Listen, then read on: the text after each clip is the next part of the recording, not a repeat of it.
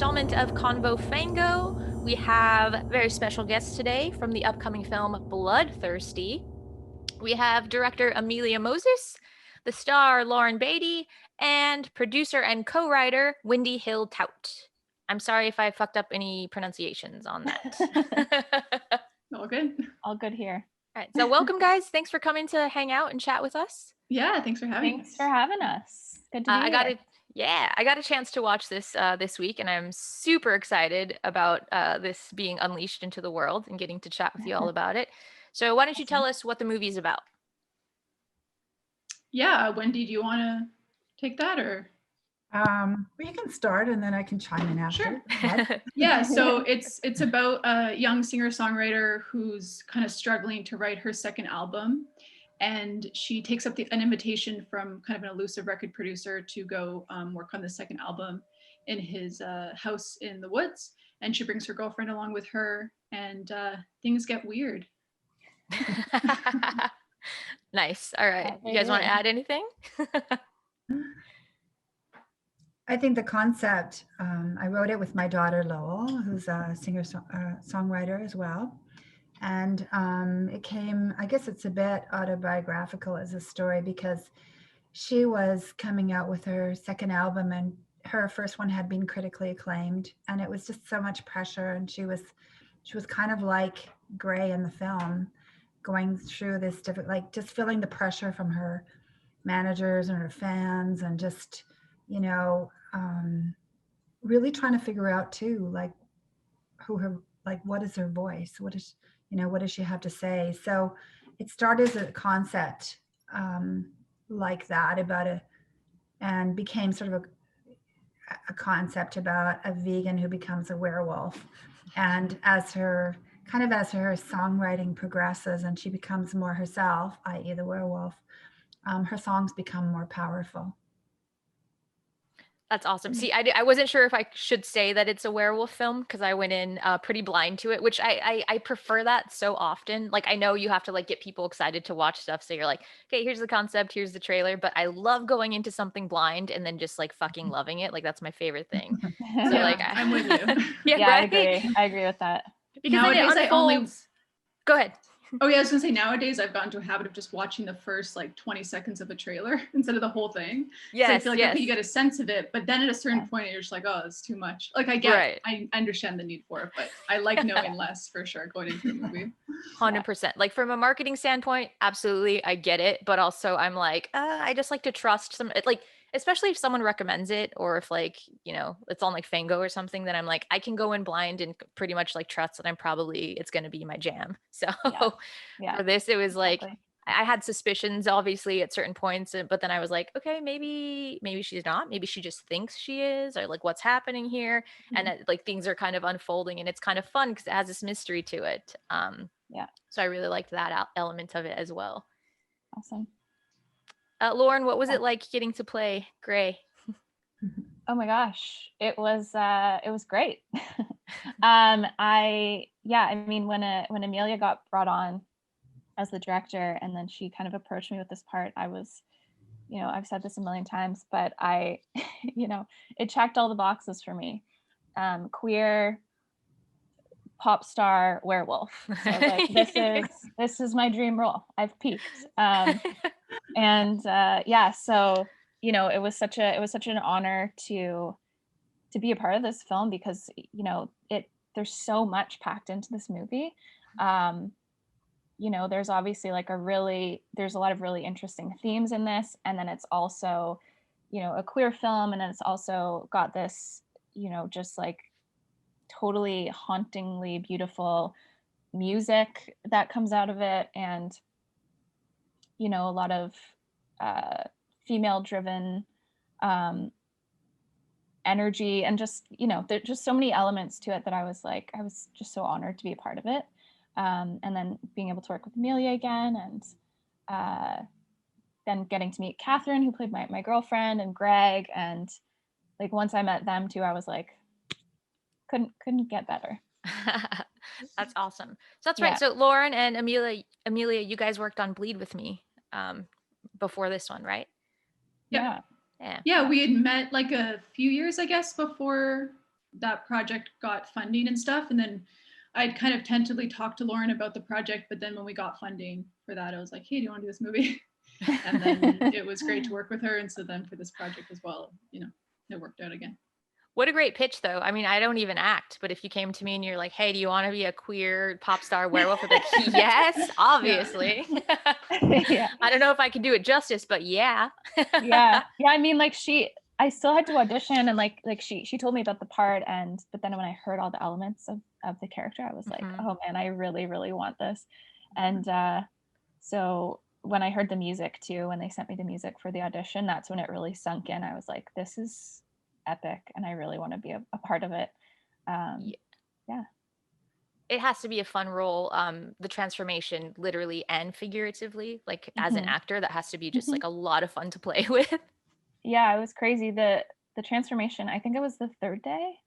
Yeah. I don't know, like the third day of shooting was when we shot that. So I don't know, looking back on it, I'm kind of glad, and I think it was useful for me to have done the transformation scene so early on, because I was honestly just like thrown right into it and just had to go. And I think I, in hindsight, really appreciate that it happened that way, because it was really cool to like go through the whole transformation scene and you know, have all the makeup on me and like see what this monster inside of me actually looks like manifested, and kind of just know for the rest of the shoot like what is lurking under the surface kind of thing. Right. So it was cool. It was really awesome. That is a cool way to look at it, kind of like knowing what the ending is and then working backwards. But like as an actor, I guess that's like a tool to like it in physical form, knowing what this is going to be and knowing that that's like inside this character. That's kind of a cool element. Exactly. Yeah. Nice. And Wendy, how did you guys all come together on this? No, we were looking for a female director, and Mike Peterson, who's my co-producer, had heard of Amelia and shared a link to her feature. So we saw her feature, and we just thought, perfect. And then Mike called her, I think. That was what happened next. And then she said yes. So, you know, there was a date. Ta-da! All right, nice. Yeah, it was That's super easy. There was no hard work. It was just like, I'm all, oh, that's all it takes? Okay, yeah. Cool. All right. No big deal. Nice. Okay, so the music is super duper important to this in a lot of ways. Obviously, Grey is a pop star, but it also works in kind of like a narrative way as well. And then as she's transforming and becoming more powerful, as you said, like her music changes. So like what was that process like for Lowell writing that music? Because it has to shift. Like you're writing as this character. So it's not just Lowell writing as Lowell. It's like this whole transformation within the style of the music. I mean, I think it was a little frustrating in that screenwriting takes a long time. And so as we changed the screenplay and like, you know, co-writing it and then change the ending, then she had to rewrite the ending song. But I mean, the most important part for us, I think, was that we had to, as like sort of in an unusual way, we had to do the music with the script. We had to write it as we were writing the script because of the progression of Grey as a character. And I think it was like, I think it could have turned out badly. What I mean, not because of Lowell, but my daughter, but like the music had to work. It really had to express the change in her artistic expression as she became more powerful and more herself. And so it was so integral, I think, to the film working, because I think if the music hadn't worked, it would be, I think, really hard to pull off the transformation of Grey's character. Yeah, absolutely. And the music is very good. I mean, like it's like I would listen to this album. I would buy this album for sure. So it very much works as like okay, yeah, she's like a pop sensation and her first album is probably like, you know, just went exploded and now she's working on her second album. So all of that made sense to the character as well. And then seeing like it progress at like a musical basically, you know. Yeah. There's an EP coming out You I should was going to mention. ask that. Okay. Yeah, plug that for Yeah. sure. You guys buy that album because it's sick. I believe it'll be released under Lowell, and it's 4 songs, right, Wendy? Yeah, 4 songs. Yeah. But we are talking about, we just had a discussion today about a soundtrack too, so there might be more. Nice. When's the EP being released? Or is there no date yet? So. No, Friday, same time. Oh, wow. Okay, cool. Same time as the film, yeah. Perfect timing. Oh, okay. You know. Yeah, nice. Right. Watch the movie and get the EP. Okay, cool. Yeah. What was it like writing a movie with your daughter? I feel like that's just really cool. Challenging. Yeah. Okay, cool and challenging is what I meant to say. It was really, it's really amazing because I work in the film industry. She works in the music industry. And I mean, I think we both are passionate about what we do. So imagine a chance to work with your daughter in a creative field where you can combine those two and put them into one. It was just really a once in a lifetime thing, I think. I hope it's not once in a lifetime. It's really amazing. And, you know, along the way, we had our ups and downs, because at one point what happened was between the time we started this film writing it, because it always takes time, you know, and we actually were going to make it, Lowell's songwriting career for pop stars took off, and she got this big contract, and then she was going to LA all the time, and then she was like, Mom, I don't have time to do this movie anymore.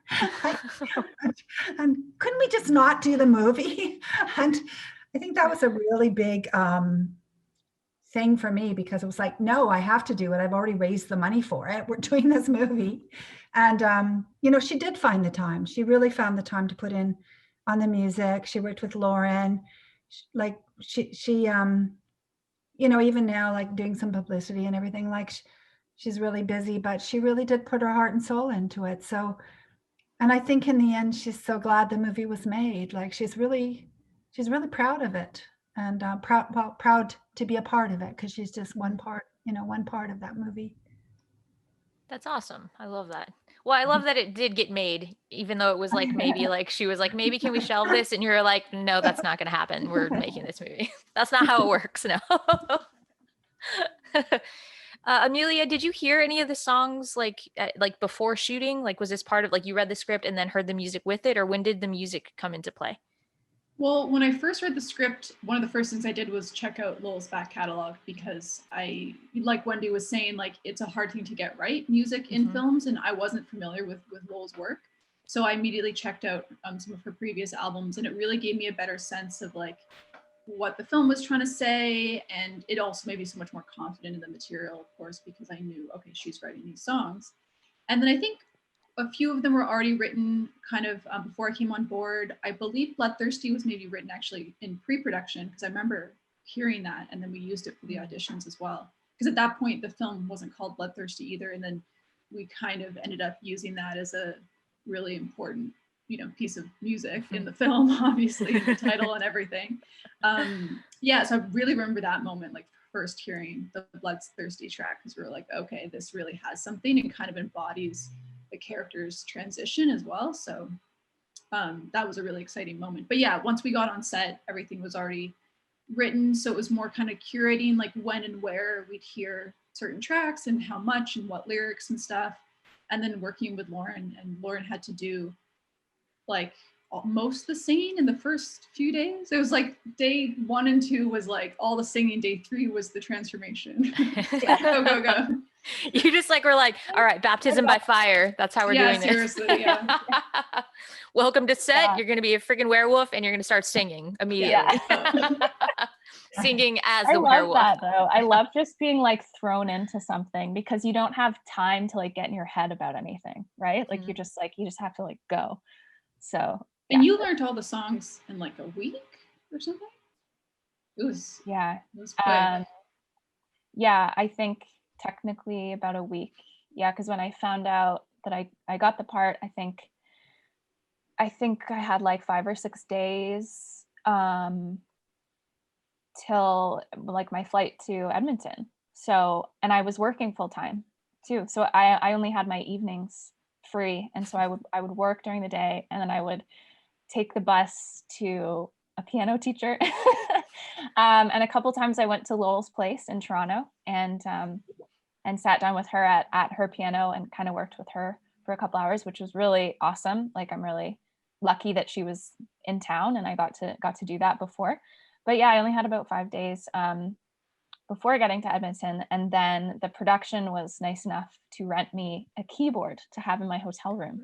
So yeah, so, you know, at the very beginning is when we did most of it. But then actually the piano playing, when you actually see me playing the piano more, is a bit later in the shooting. So I was lucky enough to have this keyboard in my room so I could just practice on any downtime that I had and, you know, bug my neighbors and stuff. Yeah. Do you have a music background at all? I do, yeah. Yeah, my dad was a musician and like was, you know, always playing music in the house, always grew up around it. And then naturally I also started writing songs, and, you know, I actually started acting in musicals. That's where I got my like acting start. So but yeah, I've been writing music longer than I've been acting, actually. So it was very cool to also have like my two passions as well combined into one movie. Yeah, I was gonna So, say, you weren't kidding about a dream role then. Like, it's Not kind of at this all. marriage of all Not of for a these really second. cool No. elements. That's like perfect. Yeah. Lauren has a really great single called Gaslight that people should check out. Right. And Ooh, Amelia, all right. I love it. yeah, Amelia was, so we shot a music video for Gaslight a couple years ago in Montreal, and Amelia was a part of that too. So Yeah, you guys should check Cool. out the music video. yeah, All right, it's Gaslight, really check it out, do it. fun. And I also have an album coming out. It's called, I'm just kidding. Nobody wants to I hear that. believe you. That was really Yeah, good. me too. I was like, great. Oh, thank you. Cross-promotion. I wish. I just, I'm not really a singer. I just play one on Zoom. You know what's something that could have really just been like super fucked and not worked at all, but it worked perfectly, is Lowell's voice may not have necessarily matched Lauren's. Like, you know what I mean? Like, sometimes you're like, that voice doesn't it doesn't seem like that's that person. I actually thought it was Lauren singing at first until I realized like Really? who Lowell was, and was, yeah, because I was like, But- oh, like she can sing. But it It worked. is Lauren. It is Lauren singing. It is Lauren. Oh, it is Lauren singing. in the movie. In the movie. That's why it Lauren- matches, because it's her own voice. Yeah. I mean, Um, Lauren in all the acting parts, some of her music's in the background, but all of the, it's all done on camera. Lauren, it is Lauren singing, except for like the tail song version of Bloodthirsty is Lowell. So yeah, it is actually. Shit, Is actually okay. correct. I Yeah, thought it I was was gonna Lowell's say, voice like- dubbed. I was gonna Oh, say, no. I was gonna say like Lowell and I don't sound anything alike. No, yeah. Oh, okay. I don't know. There's like, I don't know, certain things maybe, but in general, no. That we have very different voices. So Yeah, for sure. yeah, the ending credits version of Bloodthirsty is Lowell, and then the EP is going to be Lowell. So Awesome. Okay. And I we was were able totally to not giving record- you credit for that. I'm sorry. Yeah, my I was God, like, no. Lauren fucking sang those songs. Yeah, thank you. Amelia And we- throws the computer off of Yeah, the desk. And we were able to Who's got my record like back? a lot of it on set too, which was really cool, like in the recording booth. And like, you know, we did a little bit afterwards in post, but most of it was on set, which was like really exciting for me, because usually with those things you can't really get the best sound on set, Right, but because yeah. we were actually in a real recording studio, the sound person was like, yeah, we can, you know, these mics are working, we can use them and get that. That is so cool, because yeah, that's not like, you normally can't do it that way. Like, it doesn't sound very good when you do it that way. So that's awesome. Yeah, it can be tougher, yeah, but that was really exciting. I remember Well, like Wendy a couple times, you know, we'd have just shot a scene of like me singing in the studio, and then I think like Wendy would have a recording and she'd like send it to Lowell in LA, and like Lowell would listen to it. And then one time Wendy came to me and she's like, so you're saying one of the words wrong. And I had no idea. Like the whole time I've been like singing this word wrong, but it actually like luckily still worked and like made sense. So I think I can't remember if we ended up leaving it or not, but Yeah, I'm not it's sure. funny. What was the word? Do you remember what the correct one and what the wrong one was? Don't Was it remember. the second you teeth or what part? Was it that part? I can't remember. No, it was in like a bridge, I think, but I can't remember it. No, I don't either. Oh well. It still worked. It still worked. I'm going to be listening to that EP trying to pick out, like, I wonder which word would Yeah. have been swapped out here. Yeah. No, that's really extra cool then. You have a really cool tone to your voice. I totally was not you. attributing that to you. I was like, this voice matches you because it's your voice, but yes. Thank you. That's awesome. I would almost ask the editor to just cut that part out where I make that ridiculous mistake, but you know. We all make mistakes. That's okay. Well, I'm sorry for that. But now everyone gets to really be celebrating your voice and your cool tone and everything in this. Thank you. No, that's awesome. I'm glad. Where did you guys shoot this? I was in Edmonton, in Alberta. Okay. And was it so the exteriors are that big giant mansion, were the interiors at the same place or a different location? It was pretty much all that same place. The recording studio was an actual recording studio, because if we found a house with that in it, it'd be kind of a miracle. I was wondering, I was like, that's too perfect. It's yeah. Creepy. That was a separate location. Then a few bedrooms were a separate location, but it was majority that house, and most of the exteriors were around there too, like that weird junkyard and stuff was all around that house. Yeah. Cool. Yeah, that was a weird little nice little added element, when they would go for their walks and they're just randomly this junkyard there. Yeah, well, I think in the script it was a forest, but that property, there was some forest around it, but it was hard to find. There's just kind of little patches here and there, and you'd be able to see the road or things like that. And then I was like, why don't we just embrace this junkyard for some of the scenes, because it's very cinematic and weird. So yes. Yeah, definitely weird. But it works though, you know what I mean? It's kind of you have the juxtaposition of oh, there's this mansion and it's the beautiful snowy landscape and stuff, and then it's and then the junkyard, and they just walking past it, and it's weird, but you already kind of feel weird anyway, so it works with it, because you're something is amiss and something is weird. I don't know what this guy's deal is, but he's weird. So yeah. the whole tone. Sure. If houses can have a tone, the whole tone of the house matched the tone of the film. It was crazy. It was they were born of the same world. It was so weird. And because it was all in that, well, the majority in that house, we were, that's just how the house looks. They didn't have to add too much to that place. It was really very eccentric, and so even when, in between scenes when we're just in our holding rooms or doing hair and makeup or eating lunch, we're just in that house, we're in that environment, so you're just constantly immersed in it all day. So that was kind of cool too, from a performing standpoint, because you feel you never really leave the world all day, whereas on a bigger set, you're getting pulled out constantly to go back to the trailer and all this stuff, and you're leaving the world, and then it makes it a bit harder, especially if there's long breaks, to get back into it. But on the set, you were just always in it, because you're literally in it. So yeah, that is a cool element to it, because the house is kind of a character in itself almost, and it's just very much it is a world for sure. I don't feel I could just walk up my street and find any location with that kind of vibe, So it's very much you're just in it, which is cool. Yeah, it was really awesome. What was a couple things about the creature design? Because there's a million different ways to do werewolves, right? So how did you come about with a very specific way that you wanted to look? Where did that come from? Yeah, I mean, when I came on board, I think Wendy and Mike had already kind of talked about this hybrid look of something maybe kind of a bit more minimalistic. I think for a variety of reasons, but sometimes, the person in a hairy suit can sometimes be a bit cheesy, or definitely maybe on a tighter budget, it's tough, and CGI as well, it's it can be hard to get right, So when I came on board, that was kind of already established, and so I really just kind of embraced that and tried to kind of, it was all prosthetics and work with just kind of exaggerating the human features to kind of make this kind of hybrid thing. And it's interesting because when we were shooting the transformation scene, I remember thinking oh, we can kind of still connect with Lauren's character in that moment, even though she's transforming, because usually with those things, okay, now it's CGI or now it's a suit. And as a kind of byproduct of that, you kind of lose the connection with the character.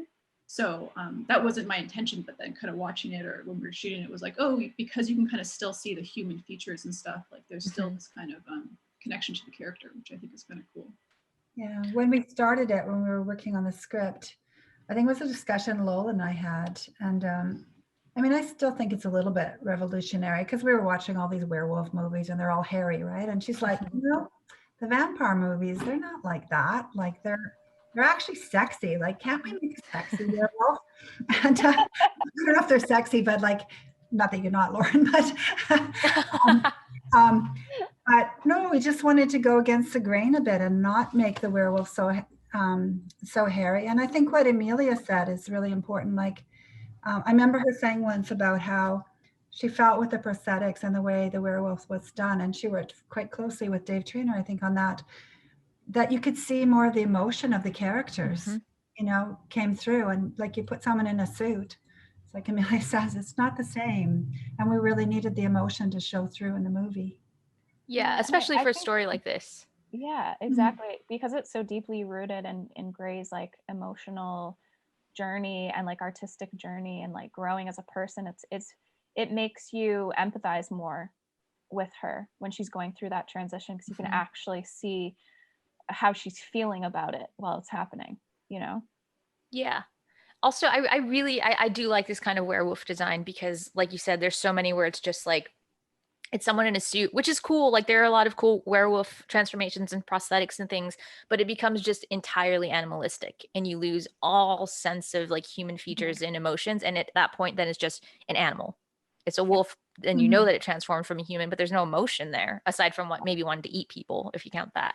But but I've always wanted, like, I'm always like gunning for more female werewolves. And also, like, if you can make them kind of cute, like I've been a werewolf for Halloween and I put it off for a long time because I was like, I don't want to just be all hairy and like that's not cute. Like, if there's a way to kind of make it cool and like a hybrid or something, so this was a cool way to see it as like a very much, obviously you're transformed and you're a werewolf and you're scary and I don't want to run into you on a snow covered street, but also like you can still see the person in there as well, and that's reads as like as a hybrid and not just, okay, now you're a wolf, which I really appreciated. Yeah, there's something cool, with the idea of like seeing them both exist at the same time. Yes. And then also your hair was like very cool also, because it just gets like a little bit more wild. So that's like to me, that's a cool way of doing, like, it's a girl werewolf. It's more of like a mane. A hair piece too that it was like a little peak right here that they glued on, and you should wear that all the time, Lauren. Did you? I should wear it. I should honestly make it a trend. Yeah.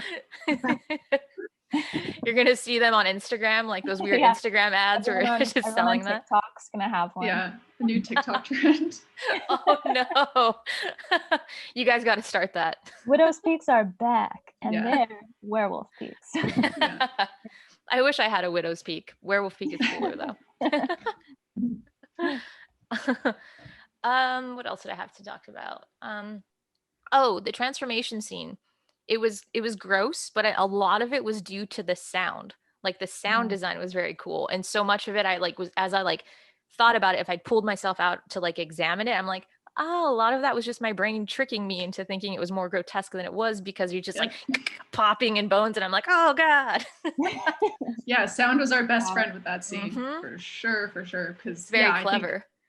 Our resources were definitely limited, and we had some cool prosthetics, but it was pretty minimal. And so for me, the approach to that scene was really to make it feel very painful. And Lauren did an amazing job at kind of conveying that, but then the sound is this like extra layer to kind of work off what she's done in her performance and her body language and stuff. And the suggestion of things rather than always having to show stuff, but hopefully it's kind of a mix of both those things. Yeah, absolutely. And I always appreciate that too, because I think there's a cleverness and an innovativeness that goes into like low budget filmmaking. It's like, okay, how can we convey this but without spending a shit ton of money on it? And that's, I was like, okay, it was effective, and that was a really cool use of like a sound for the transformation. What was the physicality like in that, Lauren? Like, because you're having to like contort and transform in between, probably having more prosthetics put on. Yeah, it's interesting. We actually did the back scene a different day, where you see like the close up on the spine kind of protruding stuff. But like we were saying, we kind of just launched right into the transformation scene on the third day. There wasn't too much prep time, but Amelia and I did go over some of the physicality and really thinking about like, okay, if this was actually happening to you, what would be happening to your body? Like, would your hands feel heavier because you're growing these like thick talons from your fingers, your spine's cracking, so you're like hunching forward, your jaw is like protruding, it's getting heavier further forward, it's like all these things. So I was, you know, keeping all of that in the back of my head, but then also, you know, to a certain point you just kind of have to just like let go and like see what happens. But it was really cool because Gray is like trapped in that sound booth. So just that feeling of like literally being a caged animal is like the essence of that scene, I think. And not being able to escape physically, but also like not being able to escape the reality of what you have realized that you are. And so, you know, just using all of those things. And then, you know, we had that amazing lighting, we had like the strobe lights, we had Greta's song blasting full volume, which like that song is just so haunting and creepy, but so beautiful at the same time. So like all of those atmospheric things really lent themselves to. And when it comes down to it, like it was just really fun to just kind of like unleash and go all out and fucking bang on the glass, which the guy promised me couldn't break. So I banged quite hard. I think the palms of my hands were numb for the next like 24 hours. I was banging on it so hard. But yeah, it's really cathartic. It's really cathartic too. It's like, you know how people go into like anger rooms and they just like smash shit. Yeah, yeah. I felt like that. I would imagine, because like how often do any of us like ever really truly do something like that where you just like primal scream and like bang on something? Like most of us don't do stuff like that. Yeah, you know? there's also something like really interesting about just being thrown into something and not having prepped it all and just like seeing what happens, like just seeing what comes out, because usually that's going to be like the most like just guttural and like primal instinct that's just going to come out. And I don't know if there's really a benefit in like rehearsing that. Like it's probably actually the opposite. It's probably not going to do you any good to rehearse it. Except for like, you know, if there's like specific camera movements and stuff. But if you're just getting like the wide shot of that, I think you just kind of want to go for it. And I think what I realized through this movie and thinking about Bleed With Me too, is that I really like scaring people and just like being creepy, because I thought back to my childhood. At Halloween, I never wanted to trick or treat. I would always just stay home and make a haunted house in my garage and then chase kids down the street with a shovel. So I'm like, with a shovel. I'm like, story checks out, you know? Like, still doing it to this day. You kids get off my lawn with your shovel. I would let them get their candy first, but you know, then of course, obviously, you're not a monster. Yeah, I would chase them away with a shovel. So that's what I wanted to do. So I mean, it all adds up. You've made a career out of it. Yeah, exactly. Yeah. And you grew up to be the person chasing us all away with that shovel through our screens. Yeah. Or the girl eating rabbits and everything. Yeah. Yeah, you're a horror girl. Awesome. Yeah. I think I have to admit that to myself. Yeah. Are you guys all fans of horror, I'm guessing? To an extent? Or yeah, I mean, yeah, definitely. I grew up watching lots of horror films, lots of kind of British 70s horror films, like Hammer and stuff like that. And it's always been like a huge kind of inspiration for me. But I think it took me a while as a filmmaker to kind of embrace it. Because when I was in film school, it just like kind of wasn't really a thing people were doing, or, you know, people kind of wanted to make a certain type of movie, and horror just wasn't really in that, that sphere. So it's kind of as I was finishing film school that I was like, no, wait a second, I think this is something I should embrace. And then it was just kind of an area I felt really comfortable in, because I feel like I enjoyed a lot as a genre. Yeah, no, I love it. I'm glad you decided to embrace it. Yeah, I think I was thinking about this earlier today because I had to answer some questions, and I was thinking like in school, like I went to acting school in college, and you don't have like acting classes in horror, you know, whereas like you have it for comedy and drama, but like you don't have it for these kind of like genres of filmmaking that are still like massive industries, and that it's like very likely that you'll be auditioning for and like maybe booking parts, and you never have lessons in that or classes in that. So I never even considered horror as like a possibility of something that I might do. But now that I've done a couple of them, I'm like, oh, this might actually be like the funnest genre to act in. And I never even considered it a possibility. So it's pretty cool that I, have luckily gotten to like explore this genre. Yeah, I think it has to be the most, I mean, I'm biased obviously, but I think it has to be the most fun genre across the board because you get to, it's just a playground. You can create whatever you want. It's like, okay, you're going to transform into a werewolf. What other genre do you get to do weird stuff like that? So like for sure. writing, directing, acting, like I think it's the most fun. You just get to go unleashed and wild in it, Yeah, and you can play so much with what's come before as well. You're really working in like these pre-existing narratives and tropes and stuff that you can either embrace or do something different with. And there's so much to play around with. And like, I feel like this, I don't know, obviously probably lots of horror fans already know this, but I feel like it's kind of a newer thing in like a more mainstream way to be like, ooh, horror is a metaphor or whatever.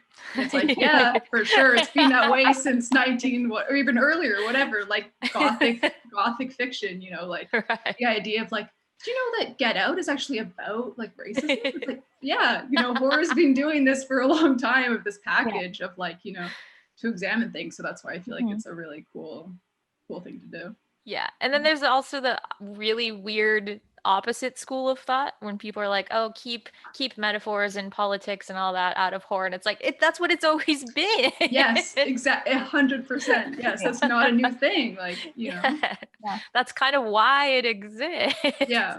I think that's the thing that's really interesting about horror is that it gives you the opportunity to really look into the human experience because it can be so extreme in a horror movie, just like Lauren was talking about during the transformation scene. And, I think all of us want to do that sometimes. Right? And you get the chance to live in those moments in horror films. And for me, I also love, I guess, sort of psychological horror. Like, I watch all kinds of films. I like many different genres, but I think things like The Birds had such an impact on me. Like I was a little kid and I was like terrified. I'd see these crows on a wire or something. But like that film, Psycho 2, I mean, like they're just haunting and they're part of it's something primal and part of your psyche that you can't even explain. And I think the best horror can have that in it. Absolutely. The Birds is one that I grew up with because I wasn't allowed to watch like rated R stuff growing up. So I grew up on a lot of Universal horror, a little bit of Hammer, definitely a ton of Hitchcock, Twilight Zone, stuff like that. So even now, and I like when the first time I saw these movies was like more than 2 decades ago. But even now I'll be like out walking my dogs and there's like some crows and I'm like, oh God, like there's too many of you in one spot. The Birds scarred me as well. Yeah, right? I'm scared of birds because of that movie. I watched it way too young. The movie that always stays with me is Rosemary's Baby because I think like when I was younger, that was the first horror film that I saw where I was like, oh, this could have very easily been like a romance, like a romantic story. And it just like takes a turn. And I think it was the first time that I realized like, I was like, oh my God, that could actually happen to someone. Like you could get, psychologically manipulated and like gaslit into some like crazy fucked up situation and not even know what's happening to you. And like that to me is the most terrifying type of horror film. It's like when you take those things, those totally normal things like crows on a wire or something and make it absolutely terrifying. Like just the potential of something crazy. You know what I mean? Rosemary's Baby is a big one for me, even now. I think that the idea of like, you can't trust anybody. Like she has no friends and the friends that she does have get killed off. And, everyone else is fake friends and they're plotting against you. It's like, that's terrifying. It's like maybe the root of all my trust issues. Who knows? As you're just laying back on the therapist couch. Well, I watched Rosemary's Baby when I was 6. About that later. Also, if Crows on a Wire is not already a title of a horror film, it might be. I don't know. But if it's not, you guys need to make that one next. Next project, yeah. Deal. Only if I can play the crow. Obviously. All of the crows. Multiple crows. Yeah. Can I be just like a background crow? Like I'll just walk by once in the background, please? Yeah. But I'll do my own makeup. It's just going to be really bad. DIY like feathers glued on or something. Like hot glued feathers. Yeah. Well, I would use a glue stick. I'm not trying to burn my skin. You're not insane. I'm not insane. Is there anything else you guys would like to share with us? Any stories from set, cool anecdotes, anything about the making of this? Oh, I don't know. Oh gosh. I mean, Writing there's so many process. things, but I mean, we've already blabbed your ear off for 50 minutes here. But no, I think like, you know, also wanting to, for me personally, like just wanting to talk about how awesome it is to be a part of a film where, you know, the lead couple is a gay couple, and you know, that they were really thinking about making sure that they casted actors who are actually queer in those roles, and that was important to them. You know, love to see it. Doesn't always happen. Love to see it. So that was really, you know, I really appreciated that, and I'm grateful that they did that. And yeah, you know, another reason why I think this movie is very progressive and kind of pushes the norms and stuff is I mean, because that couple is, you know, we're the main couple in the movie, and it's not about us coming out. It's actually, you know, technically about a werewolf coming out, if we're being honest. So like, you know, the fact that they're just there in the way that a straight couple would be, and like that to me is progress. Mm-hmm. You know, it's the beginning. Still a lot of progress that needs to happen, but I mean, that was huge for me. I was like, whoa. So it's not like the whole movie isn't like centered around like, Right. story or something. Like, what? I don't get it. That was so refreshing to see, yeah, honestly. it's very refreshing. Very refreshing. So yeah, I just am honored that I got to be a part of a film like this. Yes. Thank you, Wendy. More of that, please. Yeah. That was really, I mean, it was really important to us when we wrote it, that the couple was just like, the fact that they were in a relationship was just perfectly normal. Like, it wasn't even worth mentioning. They just were. Yeah. It wasn't explained, you know, it wasn't harped on, you know, nobody reacted to it. Like, it was just there. And that was definitely how we wanted to write it. So I'm glad that it came across that way. Yeah, I didn't know that going in, and then I saw and I was like, oh, cute, they're a couple, this is cool. Okay. And it's not, it just is like, that's how it is for most of us in real life, you know what I mean? It just is. This is not a plot point or something for the story. It's just, these are just who these characters are. So I was like, fuck yes, please, thank you, more of that. Yeah, for sure. Very cool. All right, anything else you would like to share with us before we go? I think that's all good. The last thing I'll say is I just think I think it's really important that we have, you know, more female directors doing horror.